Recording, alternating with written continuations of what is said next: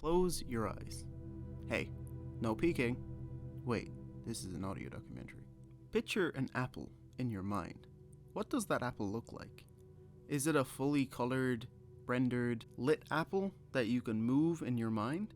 Is it more of an image where you can only see it from one face at a time? Or is it more of just a blur? If you can see an apple in your head, full stop, I am amazingly jealous. See, I have a thing called aphantasia, and aphantasia, in the most simplest term, is the lack of a visual imagination. The crazy thing is, you might actually have this phenomenon without even realizing. The way your brain conceptualizes and visualizes things is completely unique to you.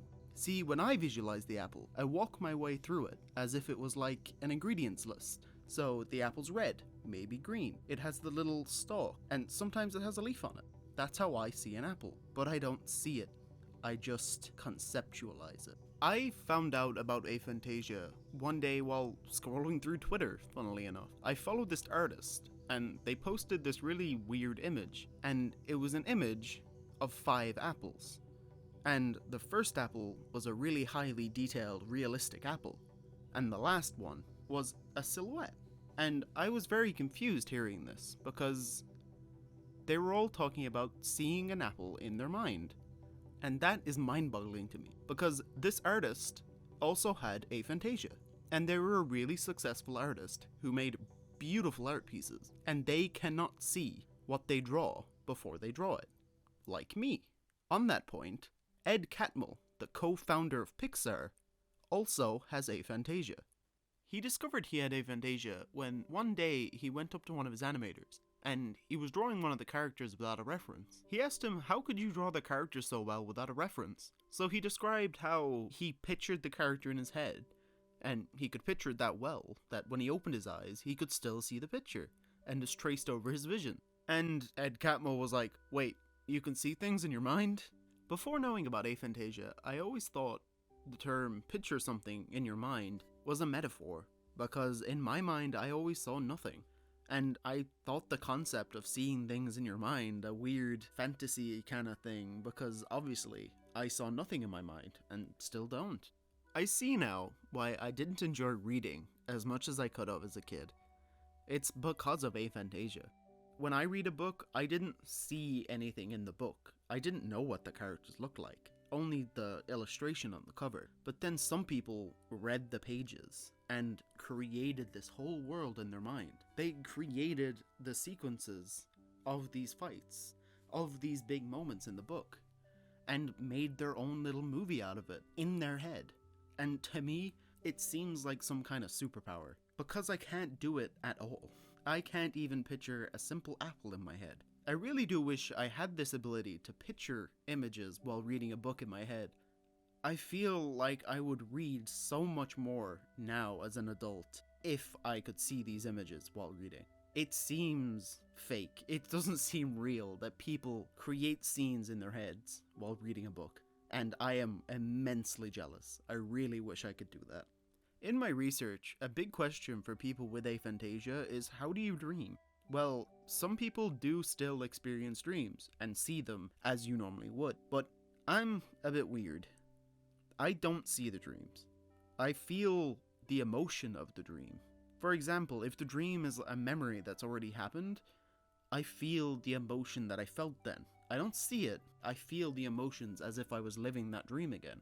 Or say if it's a dream where I'm back at school, I feel the emotion of like, oh god, I don't have this homework done, or oh god, I haven't studied for this test, I want to stay home, go away. And that's how I experience dreams.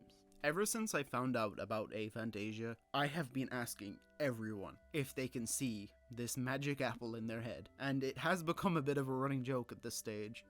But I did ask 2 people for their opinions, and this is what they have to say. Hi, I'm Laura Mullen. What is your understanding of aphantasia? Sure, my understanding of aphantasia is that some people can see stuff in their head, and then other people can't. But then some people can see stuff like they're in a movie, and then there's other people that just can see stuff like a drawing. And what kind of person are you? Well, I have to be awkward and be bang on in the middle. I can see stuff, but for me it's more like a comic strip sort of thing, where everything's 2D. So, say if you were to picture an apple, how would the apple look? I would just see like, a clip art, like sort of apple. I wouldn't see a very detailed round thing. I wouldn't be able to spin it, twist it. It's just there. When reading a book, say if you were to picture a big battle, how would you picture the battle? When I'm reading a battle, I'll get the image from the first few lines that gives you the details of the scene.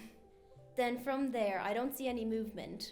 It's just more characters will come into the picture in my head as I read further on. So like a painting being filled out as it goes on. Basically, yeah. Do you think aphantasia affects people's everyday life? Well, yeah, it probably affects their everyday life, but I wouldn't say it's like a bad effect. Because like from stuff I've heard, like artists have it, so it must be something good. And did you think before this that how you pictured things in your head was universal to everyone? I didn't think how I saw stuff was like universal to like everybody. I knew people couldn't see colours, so then I just presumed they probably wouldn't see coloured stuff in their head.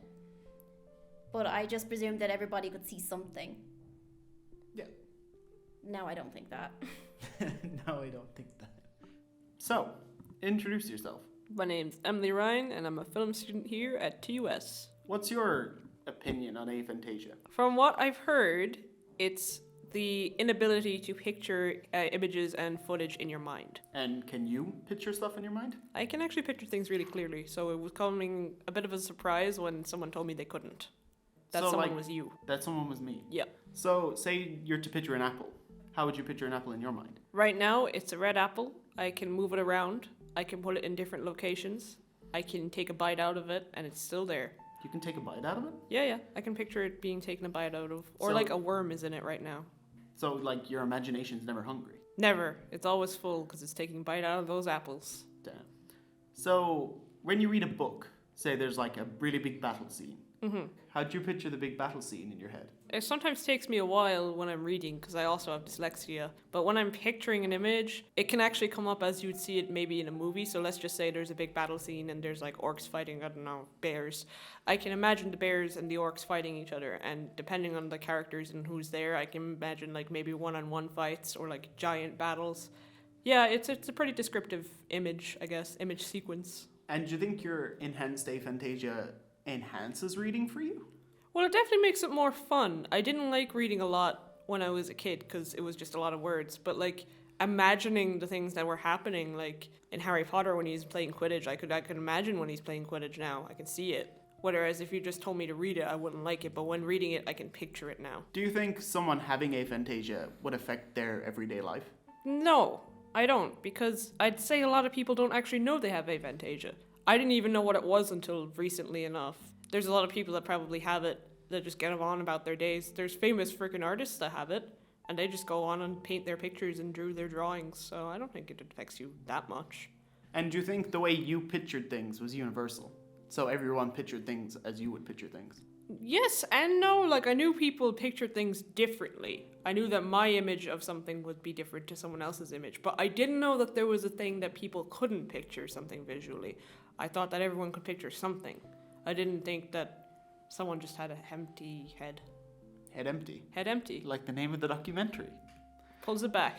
And you mentioned you see colours when you hear songs or think of days of the week. What's that about? Yeah, so sometimes I'll associate a certain noise or a certain image or place or day or time with colors. I don't know how it really works. I just know I have medical synesthesia. So what happens is I'll hear a song and I'll sometimes attribute that with flashes of purple, or I'll hear a bird and I'll attribute that with flashes of like yellow or orange. It depends on what I'm hearing. Overall, I think aphantasia, having it or not having it, really does shape how you visualize the world.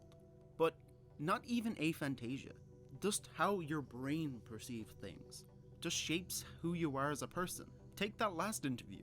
That person had synesthesia, which is basically the complete other side of the spectrum of aphantasia. They picture colors when they think of everyday objects or days of the week. And that's just so weird to me because the brain is amazing. And I really do wish that one day we can really see what's happening with the brain. Like if they made a machine that would help me see images, even just for a second, that would be amazing.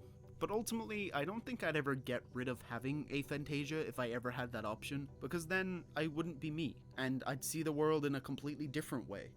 A way that's not mine. I'm happy to see things the way I see them, because only 2% of the world is recorded to have aphantasia.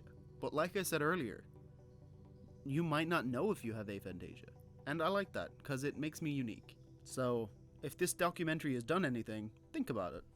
Do you have aphantasia?